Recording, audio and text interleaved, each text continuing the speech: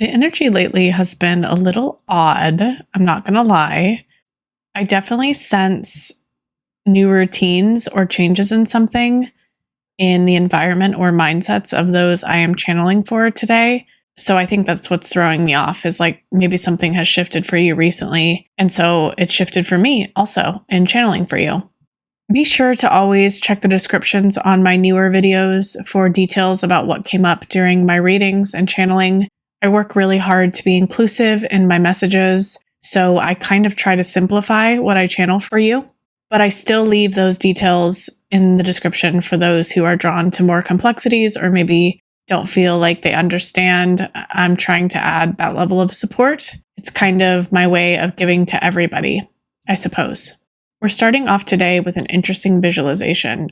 What I'm being presented with is very specific. It is an inconsistently noisy fridge. If you're familiar at all with fridges, which I hope you are, you'll know that fridges require maintenance, and sometimes people ignore that maintenance, and sometimes ignoring that can lead to problems. In what I'm being shown in the fridge I'm seeing, it's clear something needs to be replaced. A fan, a compressor, something needs to be done. Somebody needs to clean this fridge or replace something to stop the noise. The emotion I'm feeling from this, I think, is negligence, like ignoring the problem, hearing the noise, but choosing to focus on other things. Side note, since this is so specific, check your fridges. Maybe some of you are dealing with fridge issues. I don't know. This one's weird even for me, but check your fridges, do your fridge maintenance. I think the meaning behind this one is something in your life that you use every day that needs to be regularly maintained, and there's some sort of consequence by not doing that is being shown here through this.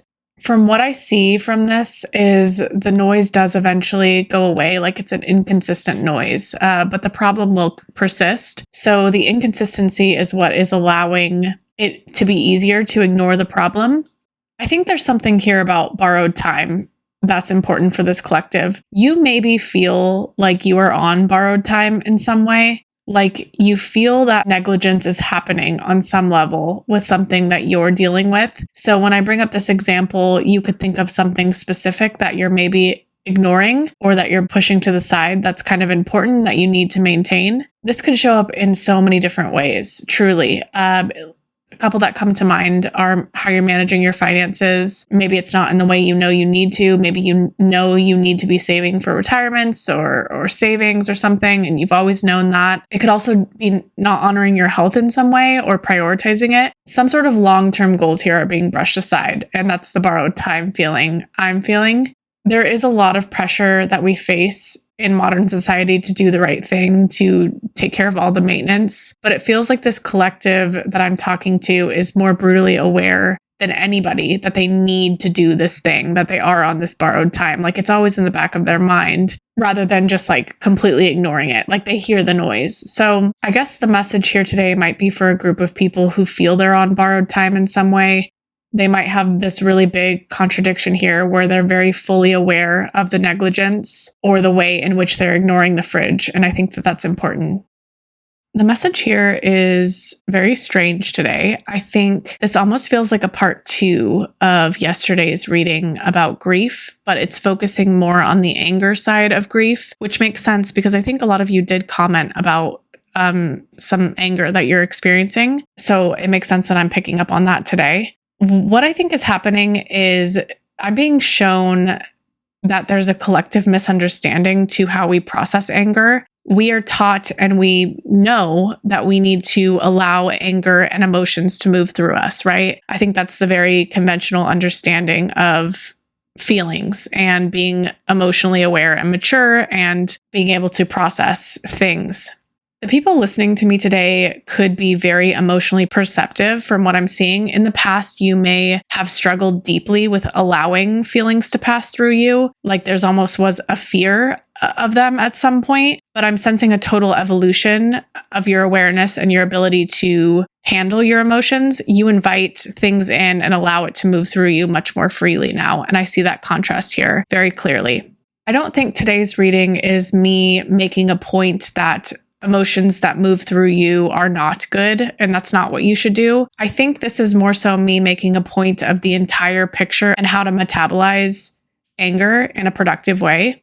There seems to be another step here after the release, or really you could bypass the release altogether. I don't think you really need the release, but the emphasis that we hold on the release is the problematic point that's being shown to me. So the step that's being highlighted to me now is, as you're becoming more comfortable with allowing emotions to move through you, there's one part of this that is critical to metabolizing it, and that is the alchemization step. So I think what we're doing when we're releasing emotions freely is we're telling ourselves that we're doing something and that we're getting it out and it's moving, right? But the opposite is actually true here. It's actually being recycled. So there is a spiritual truth that we need to actually sit with the anger and claim it without releasing it. From Spirit's visualization, we essentially need to clean the fan out and replace the compressor. We need to claim the problem instead of allowing the noise to just move through on its own. I also want to clearly say this is not me saying it's not healthy to never cry or have a cathartic experience of some kind. I think this is more so me saying the overemphasis we collectively understand for release is actually where we get stuck in cycles of anger that never metabolize or process fully because it's being re-recycled. So this collective, from what I'm seeing, is very focused on release. They're very focused on that first step of acknowledging the emotion, that it's not scary. And I don't want to downplay that step. In fact, there's many people who go their whole lives not getting to that step. They remain in fear of their emotions and don't allow them to pass through them. They distract themselves or find something to suppress it. They're scared of it, basically. But this collective I'm talking to is not scared necessarily. They're aware and acknowledging it. It's just you've graduated now. And we're talking now about the next step to metabolizing that anger and not recycling it, if that makes sense. I do, in fact, see this collective slowly leaning and learning towards a metabolic process here of alchemization. I see it being a really good balance between the moments of release and the moments of true claiming. So I suppose the message today is this: release is not the full answer to processing grief as we know it, as we've been explained it is, as we've been coached to do it. Release is just the first part of where we go once we stop being scared of the emotion, which is the first step of awareness, is just not being scared of your emotions, right? So once we get to that first step, we could start having it release through us and not be afraid of what's going to happen. But anger needs more than release. It needs you to fully claim it in order to metabolize and in order to alchemize that feeling. It basically needs you to pull out the fridge and acknowledge the dirty fan. It needs you to replace it on your own, not when it makes a noise. It can't have you ignore and allow the noise to pass. It has to be an active claiming. It has to be sovereign. Now, I feel some of you might ask instinctively how to claim anger and what that really means, because I'm saying claim as if it's clear, but I feel like now I'm being guided to kind of explain a little bit about what claiming means and why it's different than awareness to just allow anger to pass through you. The first thing you need to do is acknowledge that it's valid, that the anger is real, that it's okay to be there. And some part of this is done through emotional release, but there's an important distinction between the two. Release, as it stands, is just reactionary. You're releasing the emotion because it came to you, and it overcame you. You had a threshold, a breaking point. The fridge is basically making noise, and you're responding to it in some way. But to truly claim this emotion and this anger, you need to have authorship over it in some way. This takes a few steps after the wave passes. You feel the wave, you acknowledge it, and then you claim it.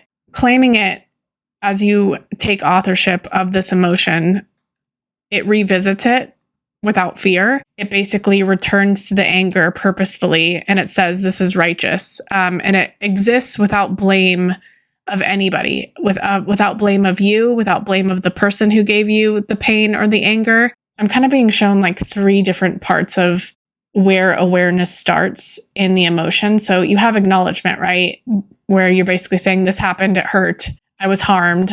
But there's like a point there between acknowledgement where you can get trapped in victim or self-blaming tendencies. So that's where it's taking your power away. You're basically saying, I did this by allowing it, or you're saying this person did this actively to me and it's their fault. But claiming, and why it's different and why it's authorship, is it's saying this happened, but I hold the authority that I decide what it means about me right now.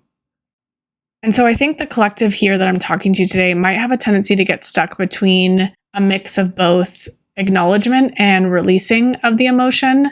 And some of you won't like me saying this, but I'm salt, so I'm going to anyway. There's a slight victim tendency here. I see with the awareness loop, there's a trap within that place to be either victim blaming or the person who did it blaming, however we want to phrase that. So there's a lot of blame energy within the awareness part of the arc. Since you're so self-aware, I see you thinking that this takes accountability in some way by blaming yourself, like you take the responsibility for staying in that pain or minimizing yourself, but that actually doesn't do what you think it's doing. Taking accountability in that way is not going to metabolize the anger. It's just going to keep recycling. So I think lots of hard truths with this message, lots of salt here, but this one's clear, and it's kind of this. If you still need someone to come back or anybody else around you to admit what they did in order to feel peace about the anger, then you still haven't claimed your anger fully. And it also goes to the same hand as if you're blaming yourself. If you're kind of in this space of I stayed, I did this, I minimized myself, and I'm angry, that's still not claiming the anger. You've only acknowledged it, which is still a very powerful first step. Allowing it to pass through you is still very powerful. I hope I'm not discouraging that process. But as you continue to not be afraid of emotions, the next step here is to alchemize it. So you're allowing it to move, but now you're taking one additional step and you're accepting the injustice. It's to kind of fully stand in what it means to not need anything from anyone, to kind of witness it yourself and claim it as yours. And that's taking full authorship. And that's what it means to claim this anger. And that's kind of the only way that it actually stops recycling through you and it's actually released. So in this way, you're not ignoring the fridge sounds until they consume you. You're taking proactive steps and you're witnessing it yourself. This last part is maybe a confirmation to those who already instinctively know to do this, but to keep leaving comments. The comments themselves do not have to be anything personal about you. Think of these as energetic nudges. This helps me align to your energy more efficiently and be able to channel for you, and I want to be able to do that. I read each and every one, always. None are missed, none are ignored. I am so thankful for each and every one of you and love you all. So, cheers, friends.